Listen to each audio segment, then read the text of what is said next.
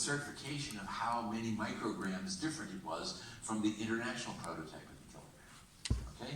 And the international prototype of the kilogram was the one that was closest to the kilogram of the archives. Okay? So here's what happened to all the other kilograms. Of course, the international prototype of the kilogram is 0 because it's always a kilogram. And all these other ones are changing. Well, guess what? It doesn't take too much intuition to guess that perhaps it's the international prototype of the kilogram that's changing, or maybe they're all changing. And we have no way of knowing what's actually happening because the definition of mass is the mass of the international prototype of the kilogram.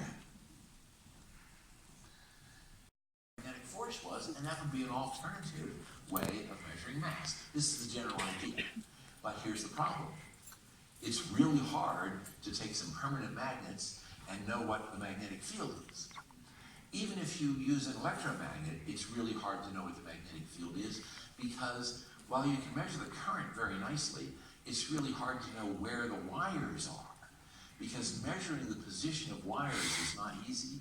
And furthermore, you don't know where the current is going in the wire.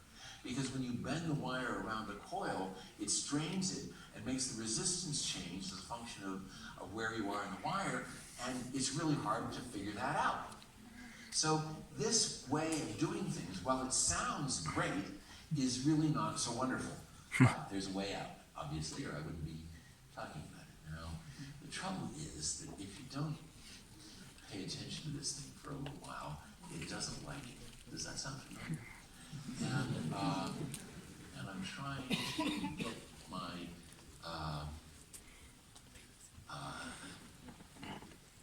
of course. So okay, so we'll just run this movie again.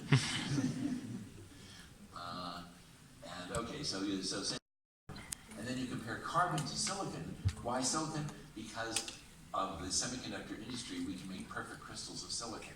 You make a perfect crystal of silicon, measure the lattice constant, and measure how big the thing is, and now you know how many silicon atoms there are in it, and you know the mass of the silicon atom because of this long chain from the Rydberg constant.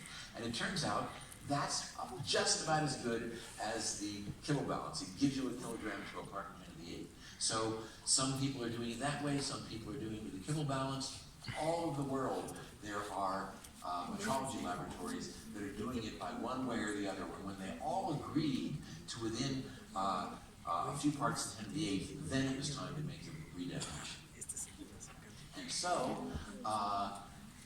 the rest of the story, very quickly, is that there is a new definition of the ampere. So I've already told you about the old definition of the ampere, the one that I'm sure you've all memorized.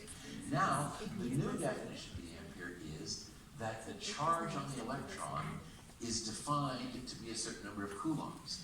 And since an ampere is always a coulomb per second, that means that an ampere simply becomes a certain number of electrons per second. Now, with both E and H defined, it means the Josephson constant, 2E over H, and the von Klitzing constant, the quantum Hall constant, H over E squared, are both exact. And that allows us to make electrical measurements in absolute units using the von Klitzing effect and the Josephson effect. Now, little known, even to physicists, is the fact that up until May, we had two different sets of electrical units. We had the one you all know, the International System of Units, in which the ampere was defined in terms of forces, and that was all you needed. And the other constants were defined in such a way as to make electrical power equal to mechanical power. However, as I've mentioned, it's really hard to use that definition of the ampere to measure an ampere. And so what people were doing instead was measuring the voltage across a resistor using the Josephson effect, and the resistance of that resistor using the quantum Hall effect, and that gave them all their electrical standards. But those were not the International System of Units. It was just a set of convenient standards that was really easy to do to high accuracy.